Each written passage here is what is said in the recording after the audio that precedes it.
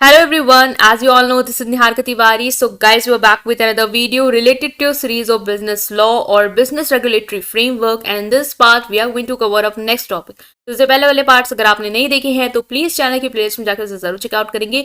आज हम next topic के साथ मूव ऑन करने वाले हैं। टेलीग्राम इंस्टाग्राम में ज्वाइन कर सकते हैं। टेलीग्राम ग्रुप है commerce group SWNT। So without any further delay let's start this video. Okay guys, so in this video we are going to discuss this topic, that is rights and duties of pony। rights and duties of pony की rights और duties क्या हैं वो discuss करेंगे।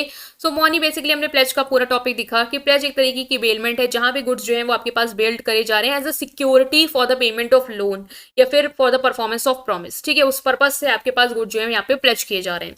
तो यहाँ पे हमने दो लोगों को देखा कि प्लेजर कौन होता है। ठीक है, जिससे प्लेजर को ही हम पॉनर बोलते हैं और प्लेजी कौन होते हैं, जिसे बोलते हैं पॉनी। ये जो बेलर था, ठीक है, जो गुड्स बेल्ड करा रहा था, रखवा रहा था, वही यहाँ पे क्या है, प्लेजर है। बट यहाँ पे रखवा क्यों रहा है, एज अ सिक्योरिटी की लोन लिया है आपसे तो पे करना है उसकी सिक्योरिटी के रूप में, राइट। सो पौनी कौन है, पौनी वो है जिसके पास चीजें आपने अपनी रखवाई, ठीक है, एज अ सिक्योरिटी आपने जिसके पास सामान रखवाई है वो है पौनी।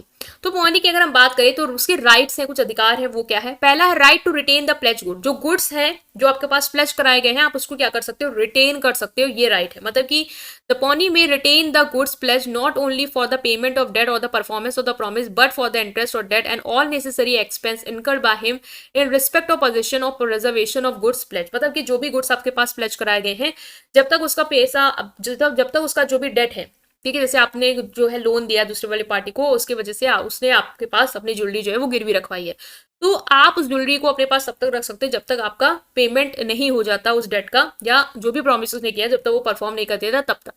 तो सिर्फ इसीलिए ही नहीं रिटेन कर सकते बल्कि इसलिए और भी रिटेन कर सकते कि जो भी डेट है उसका आपको इंटरेस्ट भी हर महीने मिल रहा था वो भी नहीं मिला, वो भी आउटस्टैंडिंग, तो उसको भी रिकवर करने के लिए आप गुड्स को रिटेन कर सकते हो। या कोई खर्चे हैं जो आपने उस पर्टिकुलर चीज पे करे हैं तो उसके पोजीशन के दौरान, तो उस पे भी आप क्या कर सकते हो, उस गुड्स को रोक सकते हो अपने पास। तो where M pledge stock of good for certain loan from bank, the bank has the right to retain the stock not only for the adjustment for the loan but also for the payment of interest. जैसे कि M ने अपने goods का stock जो है वो रखवाया है, बैंक से लोन लिया है उसके बिहाफ पे एक सिक्योरिटी के रूप में। अब बैंक के पास राइट है कि वो स्टॉक को रिटेन कर सकता है, ना ही सिर्फ अपना डेट को पूरा करने के लिए, लोन को पूरा करने के लिए, बल्कि जो भी इंटरेस्ट था और जो आउटस्टैंडिंग इंटरेस्ट है उसका भी एक्सपेंस निकालने के लिए। ठीक है, तो ये एक आपको केस याद रखना है।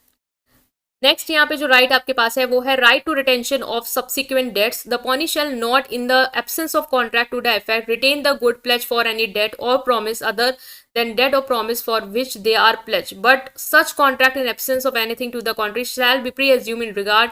देखो यहाँ पे क्या है, यहाँ पे एक और केस है कि आप जो है सब्सिक्वेंट डेट के लिए क्या कर सकते हो, रिटेन कर सकते हो, ये आपके पास राइट है।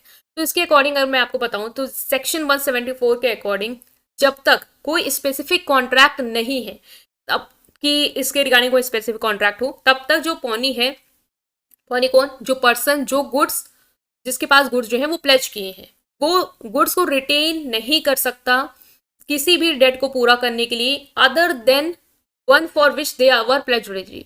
ठीक है, मतलब कि मान लो मैंने आपसे कोई चीज का उधार लिया, उसके लिए मैंने आपको गुड्स जो है वो एज अ सिक्योरिटी दी है, तो आप बस उसके लिए रिटेन कर सकते हो मेरे गुड्स को। जब तक मैं उसका पेमेंट नहीं करती तब तक आप उसको रख सकते हो। मैंने उसका पेमेंट कर दिया, आप अब बोलो कि कोई और भी बकाया चीज थी उसका भी पेमेंट करो, तब वो देंगे, नहीं वो नहीं कर सकते unless and until there is a कोई स्पेसिफिक कॉन्ट्रैक्ट है। तब तक मान लो कोई स्पेसिफिक कॉन्ट्रैक्ट मैंने किया है कि ठीक है अगर मैं पूरा इससे आगे भी उधार लेंगे उसका भी नहीं दे देती हूँ, तब तक वो गुड्स अपने पास रखो, तब तो रख लोगे। बट मैंने आपसे जिस चीज के लिए लिया है वो चीज मैंने आपको पेमेंट कर दी है, तो फिर आप मेरा गुड्स जो है मुझे वापस करोगे। फिर आगे मैंने कोई लोन लिया तो उसके लिए आप नहीं कह सकते कि ये लोन के लिए भी मैं इसको रखूंगा, नहीं। ठीक है, जैसे मान लो एग्जांपल ले रहे हैं कि सारा जो है उसने अपनी ज्वेलरी जो है वो प्लेज कराई एक शॉप में एज अ सिक्योरिटी। जो जैसे उसने लोन लिया है 5 लाख का, उसके लिए एज अ सिक्योरिटी उसने अपनी ज्वेलरी जो है वो प्लेज कर दी है शॉप में। बाद में क्या करती है, वो रिटर्न कर देती है, मतलब जो अमाउंट था आपका वो पूरा रिटर्न कर देती है और आपसे एडिशनली 3 लाख रुपए और बोरो कर दी है। 5 लाख का पूरा पेमेंट कर देती है और फिर 3 लाख रुपए आपसे और बोरो कर देती है और सेम ज्वेलरी को अपने आपके पास गिरवी रखा देती है। तो इस केस में सिंस यहाँ पे कॉन्ट्रैक्ट आपने कर लिया है कि जो भी आपने फर्दर एडवांस लिया है उसके लिए आप क्या कर सकते हो, रिटेन कर सकते हो उसकी ज्वेलरी को कि 500 रुपए और जो आगे 300 रुपए, मतलब 5 लाख रुपए और आगे जो आपने 3 लाख रुपए दिए उसके लिए अगर आप पेमेंट नहीं कर देते हो ठीक है, वो मैं आपका गुड जो है अपने पास रखूंगा।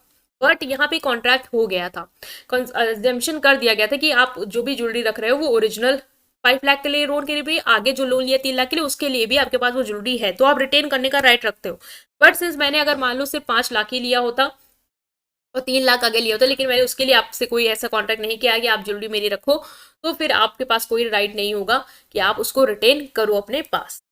Next is pony rights to extraordinary expense incurred. मान लो कि जो पॉनी है उसने कुछ एक्स्ट्रा ऑर्डनरी एक्सपेंस इनकर्ड किए हैं, जो भी आपने अपने सिक्योरिटी के लिए गुड्स रखे उसके ऊपर, तो उसके केस में उसके पास राइट्स है कि वो उसको क्लेम कर सकता है। ठीक है, the pawnee is entitled to receive from the owner extraordinary expense incurred by him for the preservation of good pledge, for such expense however he does not have the right to retain the good. मतलब जैसे कोई extra ordinary expense जो है, जैसे goods जो मैंने दिए उसके ऊपर उसको कुछ एक्स्ट्रा ऑर्डनरी एक्सपेंस करने, लाइक मैंने कोई एंटीक फर्नीचर उसके पास मान लो आपके पास गिरवी रखा है एज अ सिक्योरिटी, जो मैंने आपसे लोन लिया है, मान लो आपने जो फर्नीचर है उस पर आपको कुछ सडनली कुछ खर्चा करना पड़ गया, मान लो को डैमेज हो गया, वाटर डैमेज की वजह से फर्नीचर डैमेज हो गया है, तो उस केस में आपने एक्सपेंस करे, रिपेयर कराया फर्नीचर को, तो आप मुझसे जो है उसका पैसा ले सकते हो, क्योंकि वो जो एक्सपेंस हुआ ना वो एक्स्ट्रा ऑर्डिनरी, आपको भी नहीं पता था कि ऐसा हो जाएगा और ये चीज़ खराब हो जाएगी और मुझे इसको रिपेयर कराना पड़ जाएगा, तो उस केस में आप मुझसे क्या है उसका पैसा ले सकते हो। इसमें आप मेरा सामान नहीं गिर रख लोगे अपने पास, वो राइट नहीं होगा आपका, बस आप क्लेम कर सकते हो कंपनसेशन उस लॉस के लिए, तो ये भी राइट है आपका as a pawnee. Next is pawnee right where pawner makes default. Pawner ने जहां डिफॉल्ट कर दिया वहां पे पॉनी की राइट है। If the pawner makes default in the payment of debt और द परफॉर्मेंस, भाई परफॉर्मेंस में या डेट का पेमेंट में डिफॉल्ट करता है पॉनर, जिसने आपसे लोन लिया और अपनी सिक्योरिटी के रूप में आपके पास अपने गुड्स रखाए हैं, ठीक है, एक स्टिपुलेटेड टाइम के दौरान, तो आपके पास क्या है, एक राइट है कि आप उसके ऊपर केस कर सकते हो उस डेट और प्रॉमिस के अगेन, और उसके गुड्स को अपने पास रख सकते हो एज अ सिक्योरिटी, और उसको सेल भी कर सकते हो। ठीक है, अगर वो रीजनेबल नोटिस आपने दे दिया उसको कि इस दौरान तक पेमेंट कर दो, मतलब मैं सेल कर दूंगा, वो नहीं कर रहा है, तो आप उसको सेल भी कर सकते हो अपना पूरा पैसा वसूलने के लिए। ठीक है, और जैसे जो भी आपने सेल किया उससे अगर लेस अमाउंट आपको रिसीव हुआ है, मतलब जितने की आपको लोन दिया था, मान लो 5 लाख का सेल करके सिर्फ आपको 3.5 लाख मिले, तो 1.5 लाख रुपए बैलेंसिंग अमाउंट ऑनर आपको फिर से देगा, और अगर ज्यादा हुआ तो फिर आपको उसको रिटर्न करना होगा। तो ये राइट होता है कि अगर डिफॉल्ट हुआ है तो आप चीज को अपने पास रख सकते हो, पैसे के लिए, पूरे नोटिस के लिए आपको उसको क्लेम कर सकते हो, केस फाइल कर सकते हो, फिर भी नहीं दे रहा है तो चीजों को सेल कर सकते हो। नेक्स्ट इज ड्यूटीज क्या है पॉनी की, तो duty to take reasonable care of pledge good. जो भी गुड्स आपके पास प्लेज किए गए हैं आपको भाई उसकी रीजनेबल केयर करनी है, ऐसा नहीं है कि उसको खराब कर देना है, टेक केयर ऑफ कोर्स करनी है। ठीक है, duty not to make unauthorised use of pledge good. जो गुड्स आपको दिए गए हैं उसका आप कोई अनऑथराइज यूज नहीं कर सकते, कोई आपको यूज बोला गया है, दिया गया है मतलब परमिशन, तो आप करोगे, अदरवाइज अनऑथराइज यूज नहीं कर सकते आप। Duty to return the good, जब आपको डेट का पेमेंट हो गया आपको वापस ऑनर को वो रिटर्न करना है गुड्स, तो ये आपकी ड्यूटी है। अपनी गुड्स के साथ उसकी गुड्स को मिक्स नहीं करना है, ये भी आपकी ड्यूटी है। Duty not to do any act inconsistent with the terms of pledge. Pledge के अकॉर्डिंग कोई ऐसी एक्टिविटी है जो मना की गई है, ठीक है, आपको नहीं करना है, तो आप वो नहीं करेंगे, वो ऐसी एक्टिविटी आपको नहीं करनी है, तो वो भी है। Duty to return accretion to the good, मतलब गुड्स में कोई इंक्रीमेंट हुआ है या गुड्स से कुछ पॉजिटिव आपको रिटर्न मिला है, ठीक है, कुछ आपको बेनिफिट मिला है, तो वो आपको रिटर्न करना होगा। ठीक है, तो ऐसा नहीं है कि जैसे मान लो कि वही गाय वाला एग्जाम्पल हमने वहां पे भी लिया था कि कोई आपसे लोन ले रहा है, अपनी गाय आपके पास रख दे रहा है, तो उससे गाय का जो है वो बछड़ा हो गया, तो आपको फिर दोनों चीजें रिटर्न करनी है, ऐसा नहीं कि तुमने तो उसके लिए सिर्फ ये रखा है तो ये क्यों दे, नहीं। तो duty to return accretion to the good if any. ठीक है, सो ये था आपका टॉपिक, आई होप आप समझ पाए। स्टिल को भी डाउट है कमेंट सेक्शन में पूछेंगे, वीडियो को लाइक करेंगे, चैनल को सब्सक्राइब करेंगे, इस पूरी प्लेलिस्ट को अपने फ्रेंड के साथ जरूर शेयर करेंगे। Thank you.